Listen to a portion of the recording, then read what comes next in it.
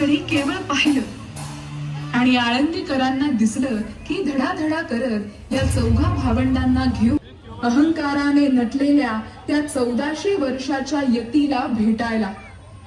एकीकडे अभिनिवेश आणि दारुण अहंकाराची सजीव मूर्ती चांगदेव आणि दुसरीकडे प्रेमाने भरलेली सज्जनांना आसरा देणारी ही अवलेला पाहिला आणि त्याच्या शरीरावरची अहंकाराची फुटं गळून पडलेली.